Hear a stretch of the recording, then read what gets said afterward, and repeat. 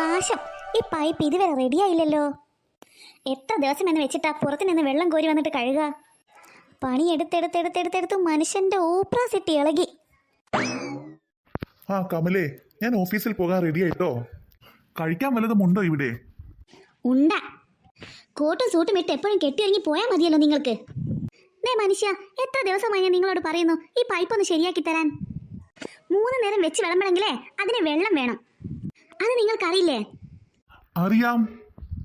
ഓഹോ, അറിയാമല്ലേ? എന്നിട്ടാണല്ലേ പൈപ്പ് റെഡിയാക്കി തരാത്തത്?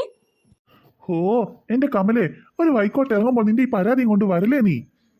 ഹാ, എന്നാ ഒരു കാര്യം ചെയ്യാം. 3 നേരം ഭക്ഷണം നമുക്ക് പുറത്തു നിന്ന് വാങ്ങി കഴിക്കാം. എനിക്കെങ്ങും വയ്യ കോരി കൊണ്ടുവന്നിട്ട് ഭക്ഷണം ഉണ്ടാക്കാൻ. ഇപ്പം വരും ഓരോരുത്തരായിട്ട് ഇന്നെന്താ ഫുഡ് എന്ന് ചോദിച്ചിട്ട്. നിങ്ങൾക്കിതൊന്നും അറിയണ്ടല്ലോ. ദേ മനുഷ്യ, ഞാൻ മര്യാദയ്ക്ക് പറയാ, വൈകുന്നേരം ഒരു പ്ലംബറെ കൂട്ടി വന്നിട്ട് ഈ പൈപ്പ് ശരിയാക്കി തന്നോ, അല്ലെങ്കിൽ ഞാൻ ഈ അടുക്കള പൂട്ടി സമരം ചെയ്യും. അതുമല്ലെങ്കിൽ ഞാൻ കെട്ടും വട്ടിയും എടുത്ത് എൻ്റെ വീട്ടിലേക്ക് പോകും. അതാ നിനക്ക് നല്ലത്. എന്തോന്നേ? അയ്യോ, ഒന്നും പറഞ്ഞില്ലേ, ഞാൻ പോവുകയാണെന്നാ പറഞ്ഞത്. ആഹാ, അപ്പൊ നിങ്ങൾക്ക് ഭക്ഷണം വേണ്ടേ? ഹോ, വേണ്ട വേണ്ട, വയറ് നിറഞ്ഞു. ഇതിലും വേദം ഭക്ഷണം കഴിക്കാതിരിക്കുന്നതാ. അപ്പൊ നിങ്ങൾ ഈ പൈപ്പ് ശരിയാക്കി തരുന്നില്ലേ? എന്റെ പൊന്നു കമലേ, ഞാൻ ആ പ്ലംബറോടൊന്ന് വരാൻ പറയാം. അവൻ വന്നിട്ട് വൈകുന്നേരം ശരിയാക്കി തന്നോളാം. അതുവരെ നീ ഒന്ന് സമാധാനമായിരിക്കേ. ഇന്നൊരു ദിവസം കൂടെ നീ എങ്ങനെങ്കിലും ഒന്ന് അഡ്ജസ്റ്റ് ചെയ്. ഇന്നൊരു ദിവസം കൂടെ മാത്രം ഞാൻ ക്ഷമിക്കും. അതുമല്ലെങ്കിൽ ഉറപ്പായിട്ട് ഞാൻ പറഞ്ഞതുപോലെ ചെയ്യും. മടുത്തു എനിക്ക്.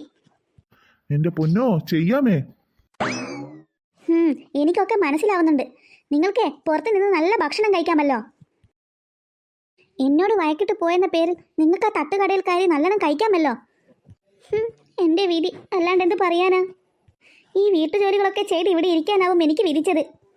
ഞാനും നല്ല മാർക്കോടൊക്കെ തന്നെയാണ് പാസ്സായത്. അക്കൗണ്ടിങ്ങും കഴിഞ്ഞതാണ്.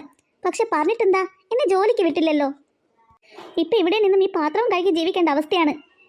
അല്ലെങ്കിൽ ഞാനും ആ സുമയെ പോലെ ഓഫീസിലൊക്കെ പോകേണ്ടതായിരുന്നു. മമ്മി, ആഹാ, എന്റെ മമ്മി എന്താ രാവിലെ തന്നെ ബെളവിറക്കണത്? അച്ചച്ചോ, മമ്മിക്ക് എന്ത് പറ്റി? മമ്മിയുടെ മുഖത്തെന്താ ഒരു മ്ലാനത? ഹോ, ഒന്നും പറയണ്ട മോളെ, ഞാൻ എന്റെ അവസ്ഥയെ പറ്റി ഓർക്കുകയായിരുന്നു.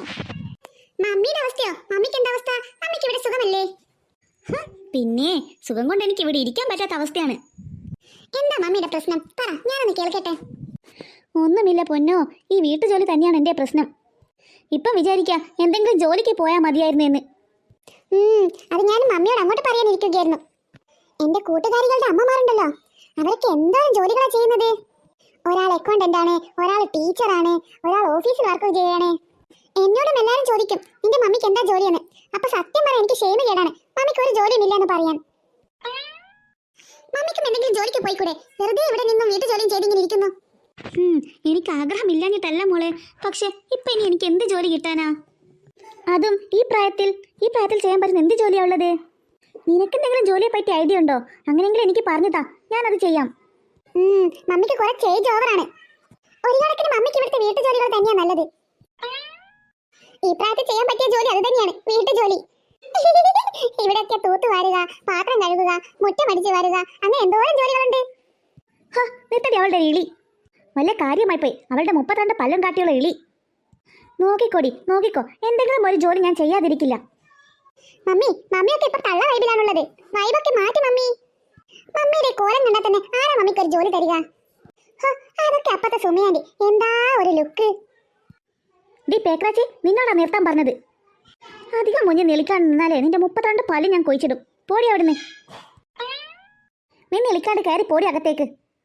എന്റെ അമ്മോ, ഈ മമ്മിക്ക് ഇതെന്ത് പറ്റി? രാവിലെ തന്നെ നല്ല ചൂടിലാണുള്ളത്. എന്തായാലും ഇവിടെ നിന്ന് സ്ഥലം വിട്ടേക്കാം, അല്ലെങ്കിൽ പണി പാളും. നോക്കിക്കോ, എന്തായാലും ഞാനൊരു ജോലി സംഘടിപ്പിക്കും. ആരുടെയെങ്കിലും കൈയും കാലും പിടിച്ചിട്ട് വേണ്ടിയില്ല, ഒരു ജോലി എന്തായാലും എനിക്ക് വേണം. അതാണ് ഇനി എൻ്റെ ലക്ഷ്യം. അതിനിപ്പോൾ എന്താ ചെയ്യാ? ഒരു ഐഡിയ ഉണ്ട്, അതുപോലെ ചെയ്യാം. ഒരു ജോലി കിട്ടിയിട്ട് വേണം ഇതിങ്ങളുടെയൊക്കെ മുന്നിൽ തല നിവർന്നൊന്ന് നിൽക്കാൻ. തള്ള വൈബാണ് പോലും, തള്ള വൈബ്. കാണിച്ചു തരാം ഞാൻ തള്ള വൈബ് എന്താണെന്ന്.